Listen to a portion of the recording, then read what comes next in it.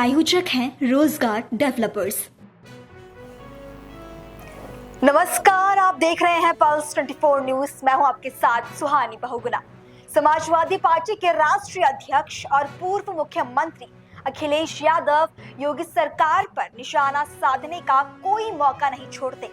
इसी क्रम में अखिलेश यादव के एक बयान पर सूबे की राजनीति गर्मा गई है। अखिलेश यादव ने बीजेपी को आड़े हाथों लेते हुए कहा कि ये दुर्गंध वाले लोग हैं, इसलिए गौशाला बना रही हैं। पहले आप अखिलेश यादव का ये बयान सुनिए। आप बताइए, दुर्गंध पसंद करते हैं इसीलिए गौशाला बना रहे हैं। हम सुगंध पसंद कर रहे थे इसलिए इत्र पार्क बना रहे थे। बताइए, ये सांड पकड़ रही है सरकार के नहीं पकड़ रही है? आप खुद जानते होंगे। नहीं पकड़ रही है, पैसा खा जा रहे हैं। तो इसलिए हम लोग सुगंध पसंद करने वाले लोग हैं, इसलिए परफ्यूम पार्क बना रहे हैं। ये दुर्गंध वाले लोग हैं, ये दुर्गंध वाले लोग हैं, इसलिए। समाजवादी पार्टी के अध्यक्ष अखिलेश यादव के गौशालाओं को लेकर दिए गए इस बयान पर सियासत तेज हो गई है। गौशाला को दुर्गंध वाली जगह बताने पर बीजेपी बुरी तरह भड़क गई और जिसे लेकर अब बीजेपी नेताओं ने अखिलेश पर पलटवार करना शुरू कर दिया। बीजेपी सांसद दिनेश शर्मा ने कहा कि गौशाला बनाने पर तो लोग साधुवाद देते हैं, आप इसमें दुर्गंध क्यों तलाश रही हैं? वहीं बीजेपी प्रवक्ता राकेश त्रिपाठी ने कहा कि सपा अध्यक्ष को स्लॉटर हाउस से खुशबू आती होगी। और इत्र पार्क बनाने के साथ साथ इत्र का घोटाला भी हो चुका है। लेकिन मुझे इतना ही कहना है कि गौशाला बनाने में तो लोग साधुवाद देते हैं।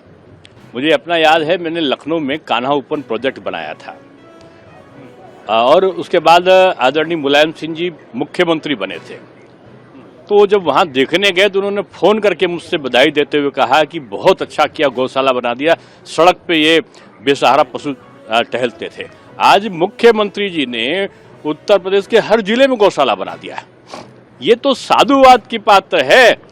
आपको बधाई देनी चाहिए थी मुख्यमंत्री जी को कि जो आपके समय में जो गाय गोवंश टहलता था उसको लोग काट देते थे, उसका मांस का व्यापार आम बात हो गई थी, वो योगी जी ने बंद कर दिया।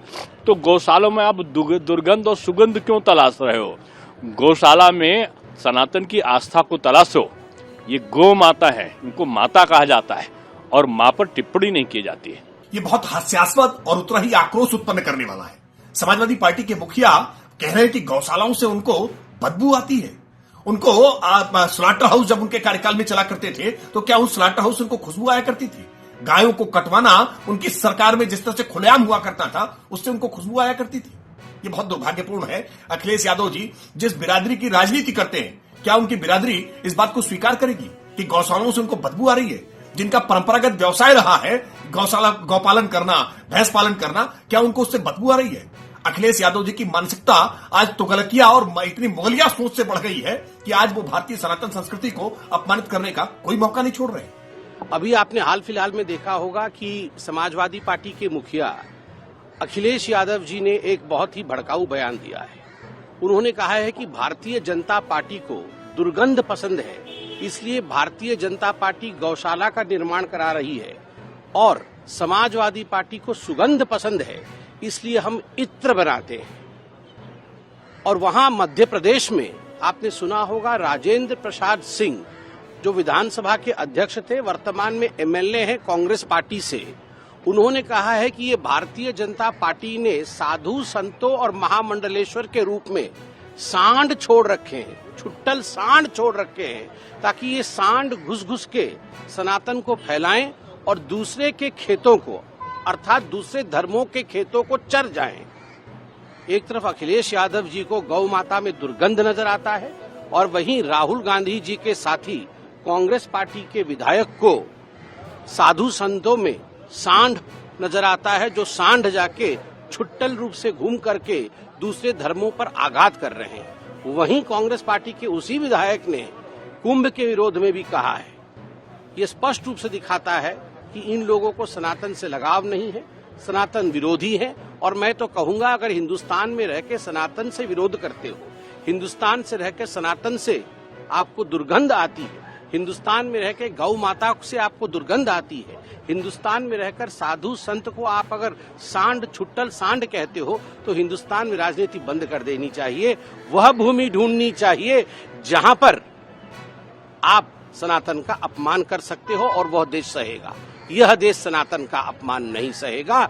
यह देश साधु संतों में नंदी देखती है जो शिव को धारण करके चलते हैं, और यह देश गौ में माता देखती है और चरण स्पर्श करके उनसे आशीर्वाद प्राप्त करती है। राष्ट्रीय जनता दल वीरेंद्र यादव का भी अखिलेश यादव के बयान पर प्रतिक्रिया सामने आई है। उन्होंने कहा कि कोई दुर्गंध नहीं होती है, गाय हमारी माता है, हम गौ पालने वाले लोग हैं। उन्होंने अखिलेश यादव के बयान को कहा कि उन्होंने ये बयान नहीं दिया होगा, इसे तोड़ मड़ोड़ कर पेश किया जा रहा है। कोई दुर्गंध नहीं पड़ता है, गौ हमारी माता है और गौ पालने वाले हम लोग हैं, ऐसा बयान उन्होंने कभी दिया नहीं होगा। ये तोड़ मरोड़ कर चलाया गया होगा। और इत्र पार्क बनाए हैं तो उसके लिए भी बधाई।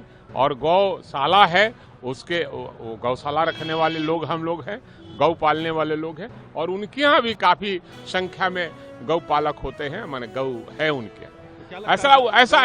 ऐसा वो बेओली नहीं होंगे, तरमुड़ कर चलाया गया होगा। ईडी की रेट चल रही है भवन निर्माण विभाग के इंजीनियर के घर पे। ये तो छोटा मोटा चीज है।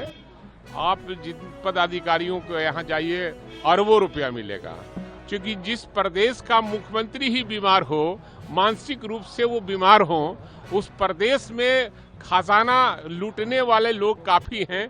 वो सफेद पहनने वाले लोग भी और खाकी पहनने वाले लोग भी और हैट पैंट पहनने वाले लोग। बिहार के गाड़ी वहीं अखिलेश यादव के बयान पर बीजेपी सांसद रवि किशन ने कहा कि समाजवादी पार्टी 2027 का विधानसभा चुनाव हार रही है, इसलिए अखिलेश यादव ऐसा बयान दे रही हैं।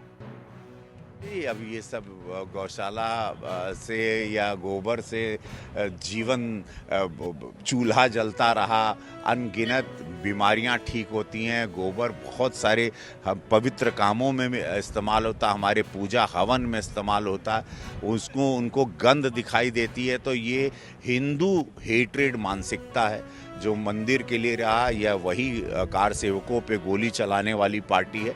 तो आप उनसे यही महाकुंभ में के बारे में भी यही कहा गया। हमेशा हर बार मोदी जी या योगी जी या भाजपा कोई भी ऐसा कदम उठाती हो, राम मंदिर हो या बाबा विश्वनाथ का कॉरिडोर हो या महाकाल का मंदिर हो, हमेशा हम लोगों को इस तरह से बहुत गंदी टिप्पणियां विपक्षियों से मिलती है, जिससे ये पता चलता है कि हिंदू हेट्रेड मानसिकता कितनी ज़्यादा बढ़ती जा रही। मोदी और योगी जी को हेट करते करते अब पूरे 100 करोड़ और हमारी आस्था पर भी प्रहार होने लगा है और रोजाना हो रहा। कन्नौज के पूर्व सांसद सुब्रत पाठक ने कहा कि अखिलेश यादव सनातन के कार्यक्रम में भी जाकर सनातन को अपमानित करना नहीं भूलते। ये सनातन के प्रति अखिलेश यादव की घृणा को दर्शाता है। नमस्कार। सनातन के कार्यक्रमों में भी जाकर सनातन को अपमानित करना कभी अखिलेश यादव भूलते नहीं। ये सनातन के प्रति उनकी घृणा को दर्शाता है। कल अखिलेश यादव एक बार फिर कन्नौज आए और कन्नौज आकर उन्होंने कहा कि योगी हमारे आदर्श नहीं हो सकते। बात भी सही है, जिनके आदर्श औरंगजेब और बाबर हों, उनके आदर्श योगी कैसे हो सकते हैं। दूसरा, उन्होंने योगी के ऊपर योगी के कपड़ों के ऊपर सवाल खड़े किए और कहा कि इस पे जैसे कपड़े पहनना पड़ेगा। यह भगवाधारी साधु संतों के प्रति इनकी घृणा को दर्शाता है। लेकिन वोट बैंक की राजनीति जो न कराए कि आखिर उन भगवाधारी के चरणों में आना ही पड़ता है, शायद इसीलिए अखिलेश जी यज्ञ में आए हुए थे। दूसरा, उन्होंने कहा कि भारतीय जनता पार्टी की सरकार को दुर्गंध पसंद है, इसलिए उन्होंने गौशालाएं बनवाई। सही है अखिलेश जी, भारतीय जनता पार्टी गौ माता का सम्मान करती है और आप जिस वर्ग से आते हैं वो भी गौपालक वर्ग है, तो इसलिए भारतीय जनता पार्टी ने गौशालाएं खुलवाई। लेकिन आप अपने राज्य को याद करो, जब आपके राज्य में गौकुशी केंद्र खुला करते थे, और शायद यही आपको सबसे ज्यादा पीड़ा आज हो रही है कि आपके खुलवाए गए गौकुशी केंद्र बंद हो गए हैं, उनका स्थान गौशालाओं ने ले लिया है। इसके अतिरिक्त अखिलेश जी ने कहा कि जिस प्रकार से संविधान की चर्चा वो कल करना नहीं भूले।